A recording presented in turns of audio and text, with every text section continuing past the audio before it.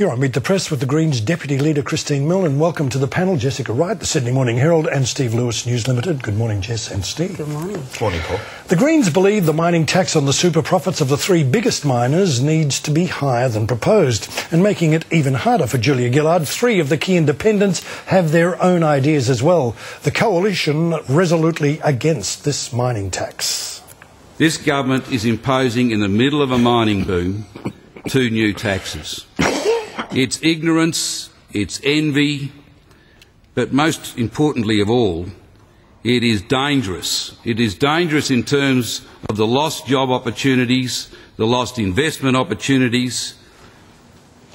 Good morning, Senator. Good morning. The Greens say the miners should be paying much, much more, but the amendments you want have no hope of passing. So can you tell us now, will you support the mining tax as it stands? Well, the Greens have always said that we seek to improve the mining tax, but ultimately we would support it, and we've made that very clear. We're seeking amendments in the House of Representatives to include gold in the tax. We've said all along we would like to see a sovereign wealth fund so that we actually have the profits of the boom there to help us invest in the changes we need to make in the economy. We're very pleased to see that there's now been a separation of the corporate tax cut, and the Greens have said all along we'd like to see a corporate tax cut for small business in particular. So there are a number of areas of negotiation around the mining tax. Well, do you support the independents, Tony Windsor and Rob Oakeshott, their ransom demand, if you like, to claw back up to $400 million of this revenue to be spent on research for the coal seam gas in exchange for their votes? Well, I certainly support the action they're taking on coal seam gas. As Tony Windsor said, this is something that should have been required of the companies concerned as a result of environmental impact assessment anyway. We ought to know what the bioregional consequences... Is it a blackmail? No, it's negotiation. That's what balance of power politics is. When you are in the balance of power, you're in a position to negotiate. And it was the Greens' agreement with the government that led to us getting the outcomes on the carbon price. Tony Windsor's made it very clear, as the Greens have done, that we're very concerned about the impacts on the Great Artesian Basin. We're very concerned about the impacts on agricultural production from coal seam gas. And so having money spent on bioregional assessment makes sense. OK, so that's going to be one of the bottom line negotiation points. Do you expect there will be a raft of amendments to the mining tax before it gets through Parliament? Oh, I think that there'll be a lot of negotiation. The extent to which that ends up in successful amendments remains to be seen. We clearly have an amendment in the House of Representatives on gold, and then there'll be further negotiation in the Senate. If you can't get either of those up, will the Greens still support the mining tax? Well, I've said we want to improve the mining tax. We'd like to see what Ken Henry and Treasury had advanced previously actually get up, because we think that when companies are making super profits, it is the people's resource and we should be taking that for the future. However, we will be working with the government to make sure that we secure some of this money, and I think the key question now is how is Tony Abbott going to fund the superannuation, the 9 to 12%, if he's not supporting the mining tax? How is he going to fund his carbon reductions as well? Where is the money coming from? On coal seam gas, there's been this extraordinary alliance, if you like, between the Greens and people like Alan Jones, who've been spruiking or advocating the concerns.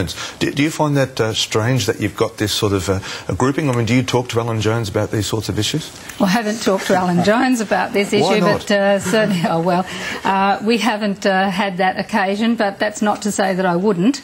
My entry into politics, first of all, was working with the farming community, with the fishing community, with environmentalists. I'm prepared to work with anyone across the board, and that's the advantage of the Greens.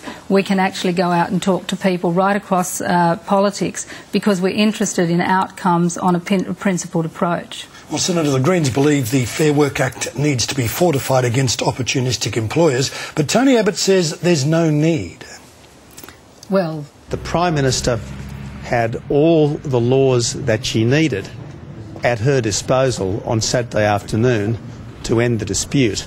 The problem was not a lack of policy, the problem was lack of will on the part of the Prime Minister to use her own laws effectively to stop the dispute. Senator Milne, Tony Abbott blames the Prime Minister, but do the Greens believe the Fair Work Act does need to be changed in the wake, particularly in the wake of the Qantas dispute? And if so, will you be pushing for changes through private members' bill or other means? Yes, we do think changes need to be made, and Adam Bant has already given notice of a private members' bill requiring the bosses, if you like, to give the same notice that the unions are required to do if they take action of the kind that Qantas took. And I think that is only fair, because we had a situation where Qantas was able to force the issue to the huge detriment of the travelling public and the nation without having to do what would have been required of the unions. But do you have any sympathy for Alan Joyce? I mean, he says the unions were basically slowly killing off Qantas, was costing tens of millions of dollars through those series of stoppages. Did he really have any other choice? Well, I think he did have another choice, and that should have been to actually come out and negotiate with the unions, and they have said quite clearly that they were in the process of those negotiations. But nevertheless, I think we need to get those rules in play so that we don't debate the matter afterwards, that the rules are very clear and people know what the timeframes are for notice into the future. Well, Senator, speaking of disputes, hardly a day goes by in Parliament House without leadership either making headlines or being a question. But one leadership question we never hear is about the Greens. Do you have designs on the top spots when and if Senator Brown retires? Oh, look, it's interesting. Everyone wants to speculate about leadership. We are very happy the way we are in the Greens, and I think if you see us operating in the Parliament, you'll see we are one of the most united teams there, and that's because we share the same philosophical view. And this week you'll see us working to see the carbon legislation passed, and you'll see a very, very pleased team. Well, Senator Milne, if you were Kevin Rudd, we'd say dodge the question. Thank you very much for being with us this morning. Thank you, Paul. Coming up,